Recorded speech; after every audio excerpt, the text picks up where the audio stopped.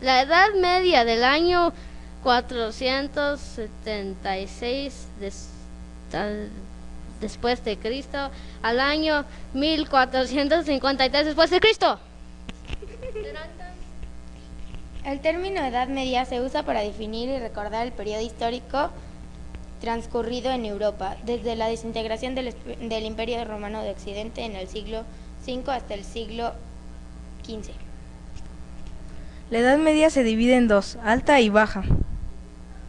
Alta Edad Media abarca desde la caída del Imperio Romano hasta el siglo XI. A esta también se le llama periodo intermedio. No había valor cultural porque gran parte de la civilización romana fue aniquilada y reemplazado por una cultura más bárbara. Características: Sucesivas invasiones, huida de las ciudades hacia el campo, grandes diferencias de clases sociales, dominio de la Iglesia por su riqueza y poder.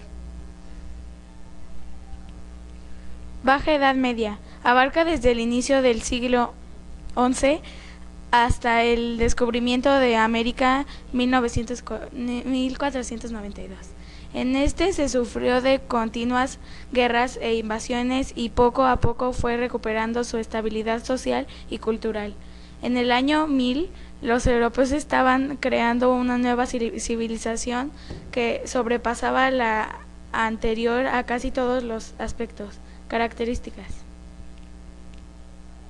aumento de la población, surge el comercio, surge la clase social de la burguesía, progresos científicos en la medicina y enfermería, aparición de la imprenta y la Iglesia sigue dominando.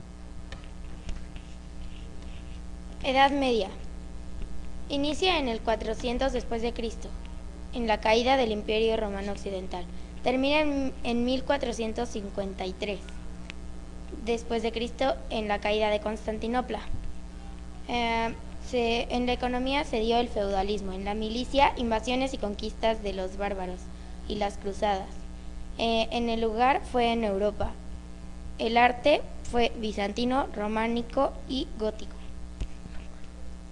Organización de los ejércitos. Ser soldado mercenario era una profesión respetable. Los guerreros emprendedores formaban compañías de mercenarios que permitían a un señor rico o a una ciudad la contratación de tropas ya listas y formadas para combatir.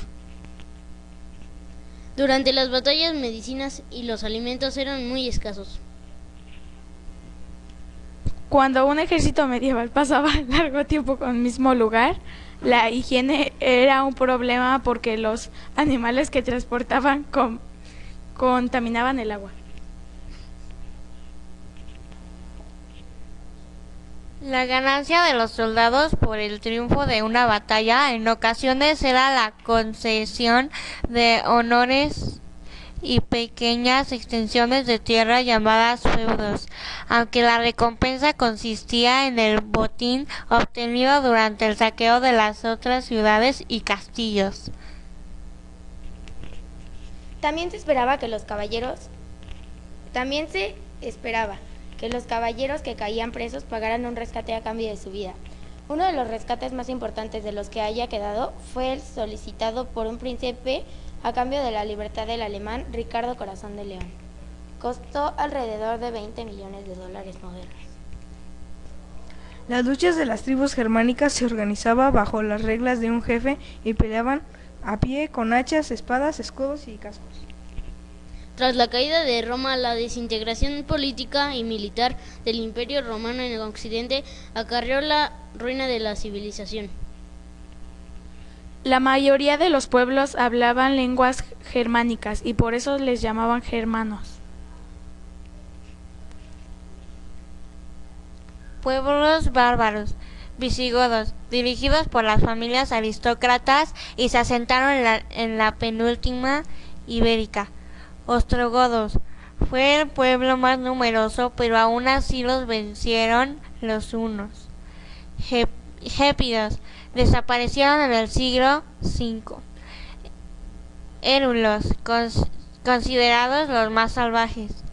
Lombardos, su reino fue destruido por los carolingios.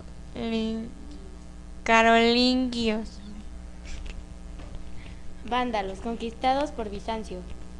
Burgundios, contaban con una fuerte caballería. Suevos, su reino fue conquistado por los visigodos.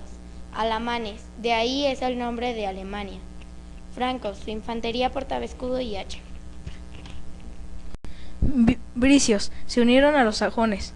Sajones, muy bélicos y se convirtieron en piratas. Anglos, se establecieron en Inglaterra.